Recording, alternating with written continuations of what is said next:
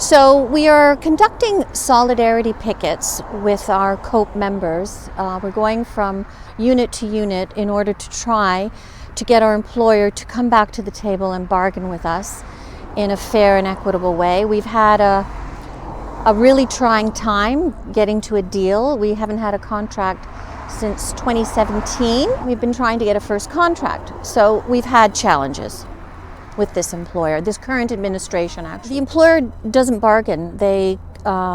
We present an offer and they rarely counter, rarely offer solutions in trying to deal with the issues at hand.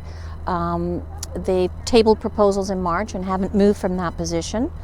And the issues were at that time, they wanted to push us into a defined contribution plan and two-tier. They wanted to introduce.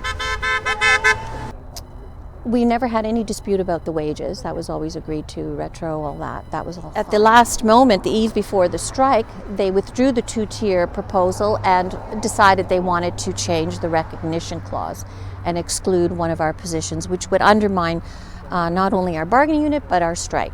We were outraged because as staff, I nearly had two strikes over two-tiered wages. We were ready to go out and got a deal at the 11th hour with that. And how would we face our members with having agreed to such a ridiculous proposition from the employer? We couldn't do that. I think we've done our share. We keep sending solution-driven counters against ourselves to try to resolve the issues. We want the employer to come back to the table and let's get a deal. The members are outraged, and we've been more than reasonable.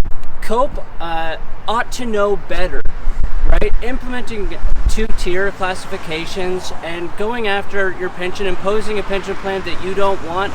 These are all things that if they were living in a way that was consistent with their principles and values, they would not be shoving down your throats. It is honestly shameful. Shame! Shame! Shame! Shame! Shame! Shame! Shame! When the union's inspiration through the workers' blood shall run, there can be no greater power anywhere beneath the sun.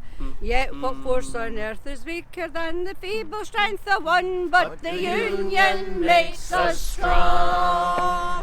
Solidarity forever. Solidarity forever. Solidarity forever. For the union makes us strong. It is we who plowed the prairies, built the cities where they trade, dug the mines and built the workshops, endless miles of railroads laid. Now we stand outcast and starving mid the wonders that we made. But the union makes us strong.